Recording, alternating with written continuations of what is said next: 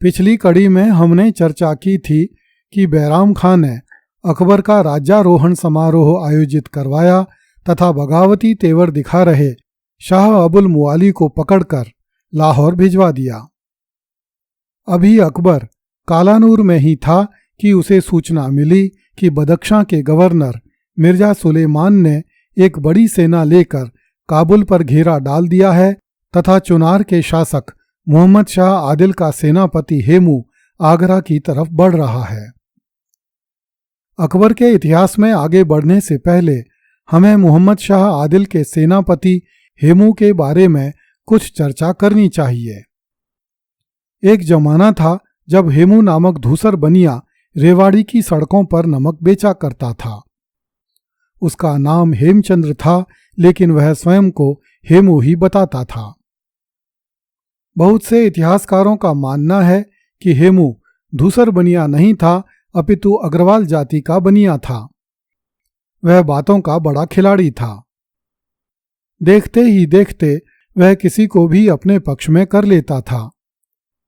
धीरे धीरे वह राजकीय कर्मचारियों से इतना घुल मिल गया कि अवसर पाकर बाजार में तोल करने वाले अधिकारी के पद पर नियुक्त हो गया।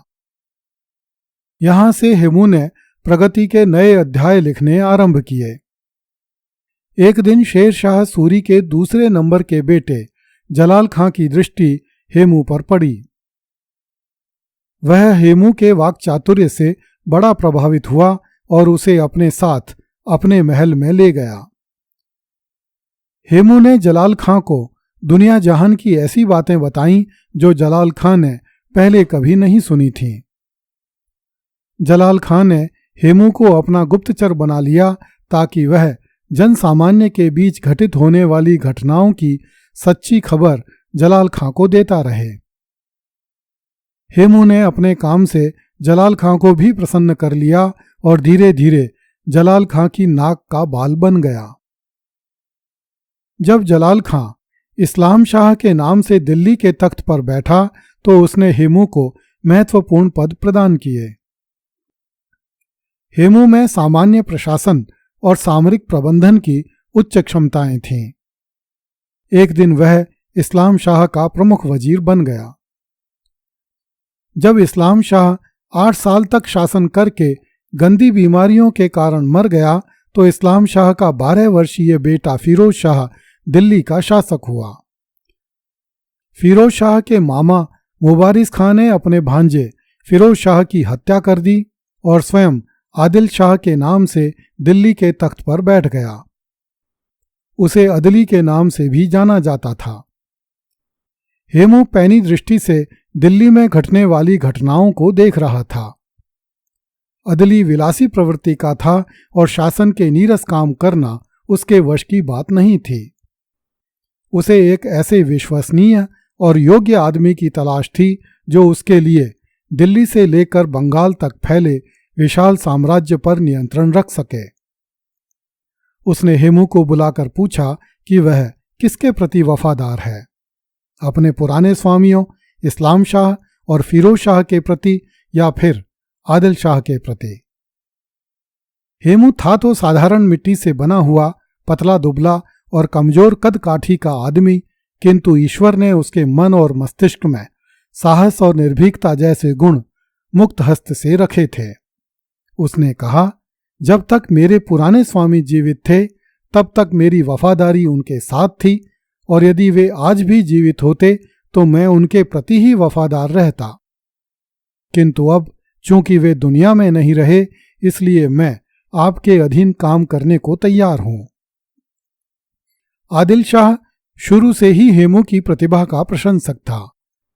वह जानता था कि यदि हेमू जैसे समर्पित और योग्य व्यक्ति की सेवाएं मिल जाएं तो आदिल शाह न केवल शत्रुओं से अपने राज्य को बचाए रख सकेगा अपितु राजकाज हेमू पर छोड़कर स्वयं आसानी से अपने राग रंग में डूबा रह सकेगा। आदिल शाह अर्थात अदली ने हेमू को अपना प्रधानमंत्री बना लिया। कुछ दिनों बाद सेना का भार भी उसी पर छोड़ दिया।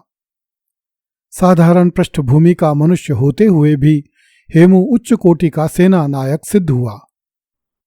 उसने अपने स्वामी आदिल शाह के लिए 24 लड़ाइयां लड़ी, जिनमें से 22 लड़ाइयां जीती।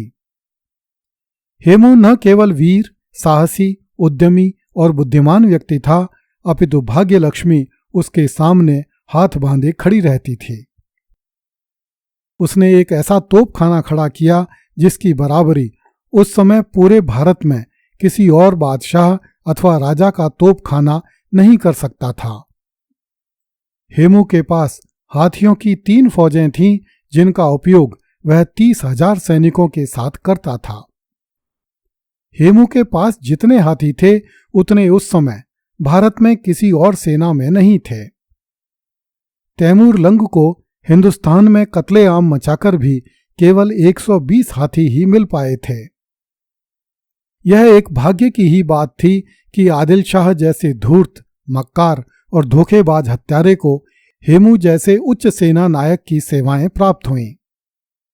शीघ्र ही हेमू की धाक आदिल शाह के शत्रुओं पर जम गई। जब हुमायूं भारत छोड़कर ईरान भागा था तब उसने हेमू का नाम तक नहीं सुना था, किंतु जब उसने पुनः दिल्ली की ओर मुंह किया तो समूचा उत्तरी भारत हेमू के नाम से गुंजायमान था। हेमू के द्वारा जीती गई 22 लड़ाइयों के किस्से सुन सुनकर हुमायूं और उसके तमाम सिपहसालार हेमू के नाम से मन ही मन आशंकित रहते थे। एक बार हुमायूं के दरबार में रहने वाले एक चित्रकार ने ऐसा चित्र बनाया जिसमें एक आदमी के सारे अंग अलग अलग दिखाए गए थे। जब अकबर ने उस चित्र को देखा तो भरे दरबार में कहा कि काश यह चित्र हेमू का होता। अकबर की बात सुनकर हुमायूं के अमीरों के मुंह सूख गए। वे जानते थे कि एक न एक दिन उन्हें हेमू की तलवार का सामना करना ही है। जब हेमू को ज्ञात हुआ कि हुमायूं की मृत्यु हो गई है और बैराम खां अकबर को लेकर दिल्ली आ रहा है, तो हेमू ग्वालियर से अपनी सेना लेकर आगरा पर चढ़ दौड़ा। आगरा का सूबेदार इस्कंदर खां उजबेक हेमू का नाम सुनकर बिना लड़े ही आगरा छोड़कर दिल्ली की ओर भाग गया।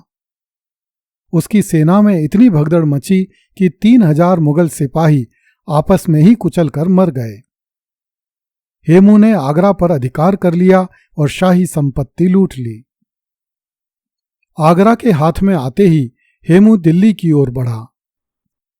दिल्ली का सूबेदार तारदी बेग खां अपनी सेना लेकर कुतुब मीनार से 8 किलोमीटर दूर पूर्व में स्थित तुगलकाबाद आ गया। हेमू ने तारदी बेग खां में जबरदस्त मार लगाई।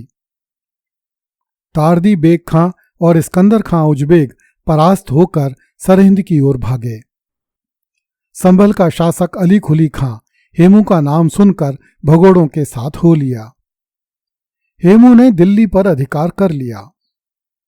देखते ही देखते हेमू दिल्लीपति हो गया, किंतु हेमू का धूर्त स्वामी अदली उर्फ आदिल शाह अपनी बेशुमार औरतों के साथ चुनार के दुर्ग में रंगरेलियां मनाता रहा। दिल्ली में घट रही महत्वपूर्ण ऐतिहासिक घटना से उस निकम्मे अफगान शासक का कुछ भी लेना देना नहीं था। अगली कड़ी में देखिए, 350 साल बाद दिल्ली में हिंदू सम्राट का राज तिलक हुआ।